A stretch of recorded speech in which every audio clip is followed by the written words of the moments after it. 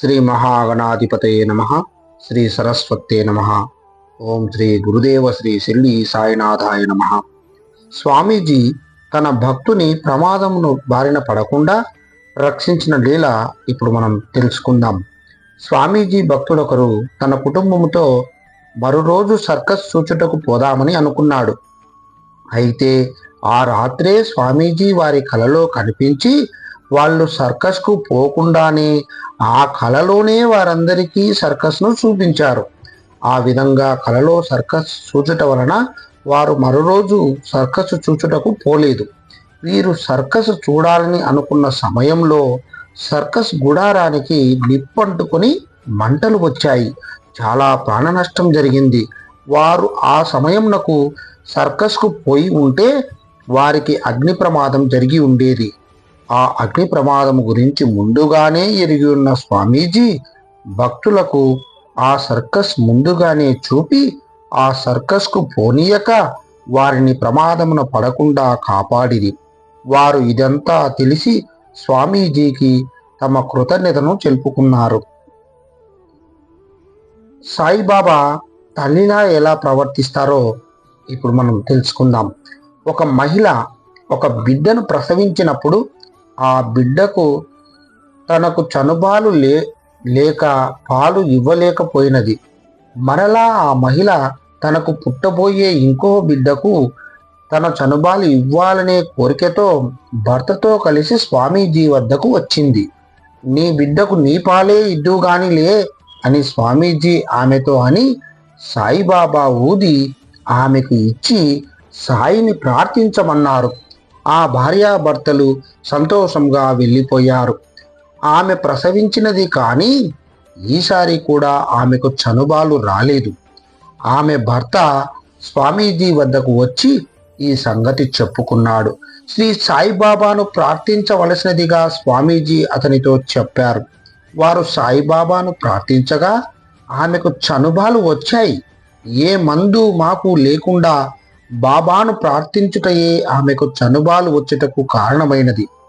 1979లో స్వామీజీ షిరిడీలో ఒక సభలో మాట్లాడుతూ శ్రీ సాయిబాబా తల్లి, తండ్రి, స్నేహితుడు అని వర్ణించారు.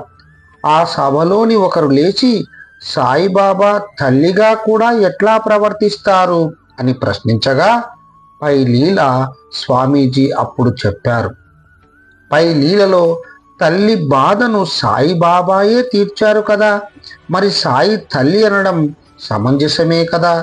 తల్లి మరచిన బాబా ఆ బిడ్డలను ఆదుకున్న లీలలు సాయి చరిత్రలో మనము చూచి ఉన్నాం కదా. స్వామీజీకి ఎటువంటి ఆహారం పెట్టాలో కూడా బాబా చెప్పి పెట్టించిన లీల ఇంతకుముందు తెలుసుకుని ఉన్నాం. అట్టి మరొక లీల ఇప్పుడు తెలుసుకుందాం. రాధాకృష్ణ స్వామీజీకి తెల్లవారుజామున ఒక కప్పు వేడి కాఫీ త్రాగే అలవాటు ఉంది.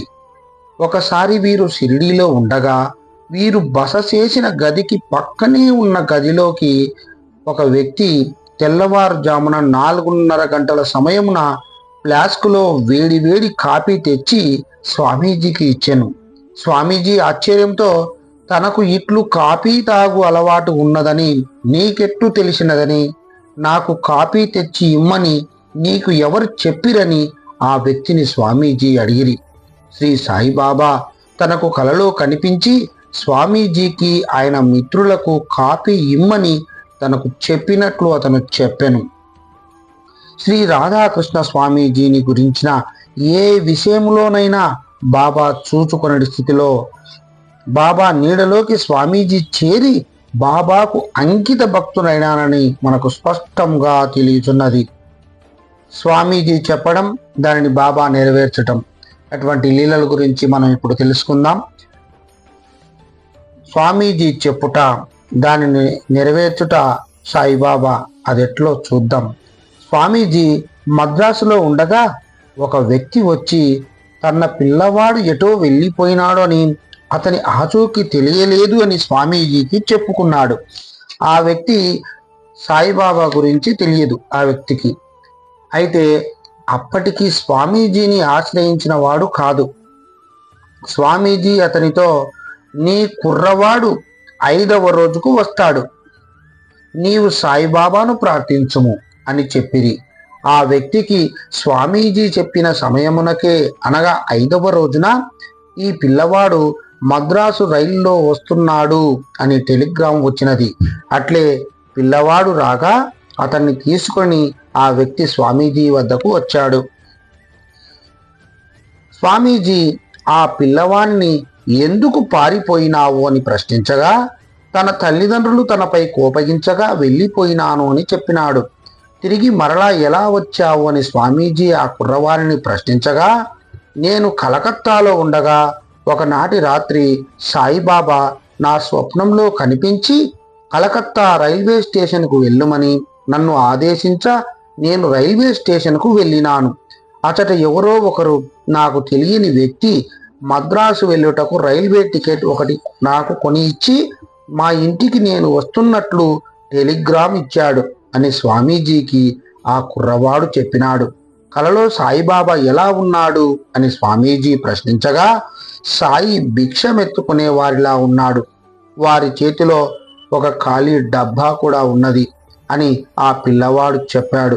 స్వామీజీ మీ కుర్రవాడు 5వ రోజు వస్తాడు అని చెప్పగానే బాబా ఆ కుర్రవాడిని పట్టి వారి ఇంటికి పంపాడు. అంటే స్వామీజీ నోటి ద్వారా పలికేది కూడా బాబాయే. స్వామీజీ ఒకసారి బరోడాలో గుజరాతీ దంపతులతో కలిసి జంతు ప్రదర్శనశాలకు వెళ్ళి జంతువులను చూచుచుండిరి. వారు సింహము బోను వద్దకు వచ్చిరి. ఆ సింహము బోనులో వ్యాకులముతో తిరుగుచుండెను. స్వామీజీ ఆ బోను వద్దనే నిలిచి సింహం వైపే ఏకాగ్ర దృష్టితో చూడసాగిరి. అది తిరుగుట మాని స్వామీజీ వైపు చూడసాగెను. వీరు తన చేతిని బోనులోనికి పెట్టి దువ్వుచు మౌనముగా తన భావములను దానికి ప్రశ్నింపజేయుచు, మిత్రమా, నీకును నాకును ఉన్న భేదం ఒక్కటే. నేను మానవ శరీరమనే ఈ ఒకే బోనులో ఉంటిని. నీవు మాత్రం నీ శరీరమనే బోను, నీవు ఉన్న బోను అను రెండింటిలో చిక్కుకొని ఉంటివి అని చెప్పుచు శ్రీ సాయిబాబాను ఇలా ప్రార్థించారు. బాబా, గత జన్మలో ఈ సింహంనకు నాకు గల సంబంధం ఏమిటో తెలియదు. దీనికి మోక్షమును ప్రసాదించి జనన మరణ చక్రం నుండి తప్పించుము అని ప్రార్థించి స్వామీజీ ఆ సింహం వద్ద అంతసేపు ఉండుటకు కారణమేమో వారి వెంట వచ్చుచున్న గుజరాతీ దంపతులకు అర్థం కాలేదు. స్వామీజీ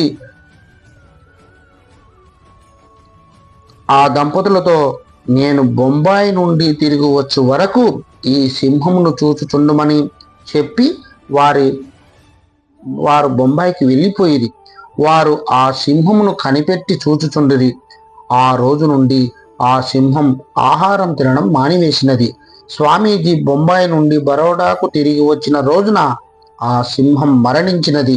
స్వామీజీ రాగానే ఆ దంపతులు ఆ విషయం చెప్పగా ఆ సింహం మరణించినందునకు బాధపడినను బాబా దానికి మోక్షమును ప్రసాదించినందుకు ఊరట చెందిరి. ఒకసారి స్వామీజీ తన స్వప్నంలో బాలికలతో తోటలో తిరుగుతున్నారు. ఒక చెట్టు నుండి ఆంజనేయుడు దిగి స్వామీజీకి ఒక పండునిచ్చి తినమన్నారు. స్వామీజీ ఆ పండును బాలికలకు పంచిపెట్టబోతే ఆంజనేయుడు, జాంబవంతుడు పిల్లలకు పండ్లు వేరే ఇస్తాడు, ఆ పండు నీకోసమే, నీవు 5 సరిచేసుకుని ఆనందంగా ఉండు అన్నారు. అంతటితో కలిసి కళ అనేది సమాప్తమైనది. మరుసటి రోజు స్వామీజీ ఆంజనేయ స్వామి దేవాలయంను దర్శించవలన కోరిక కలిగి భక్తులతో కలిసి బయలుదేరినారు. ఆంజనేయ స్వామి 5 సరిచేసుకోమని చెప్పడం కామ, క్రోధ, మద, మాత్సర్య ద్వేషాలను వదిలివేయమని గ్రహించారు స్వామీజీ. ఆంజనేయ స్వామి దేవాలయంకు వెళ్లే దారిలో రాత్రి తనకు కలలో ఏ చెట్టు నుండి ఆంజనేయ స్వామి దిగిరో ఆ చెట్టు కనిపించినది. అంటే ఆంజనేయ స్వామి తనకు కనిపించినది అది స్వప్నమో గాక జాగృతమేనని వారికి అనుభవమైనది. వారు ఆంజనేయ స్వామి మందిరం చేరగానే పూజారి స్వామీజీకి ఒక కప్పు నిండా పండ్లరసం ఇచ్చాడు. స్వామీజీ ఆ పండ్లరసమును తమతో వచ్చిన వారికి ఇవ్వబోగా ఆ పూజారి, ఇది మీ కొరకే, తాగుట కొరకేనని అనిది. ఆంజనేయ స్వామి రాత్రి నాకు స్వప్నంలో కనిపించి దాన్ని మీకే ఇవ్వమన్నారు, ఇతరులకు ప్రసాదం తయారుగా ఉన్నది అని పూజారి అన్నాడు స్వామీజీతో. అప్పుడు స్వామీజీ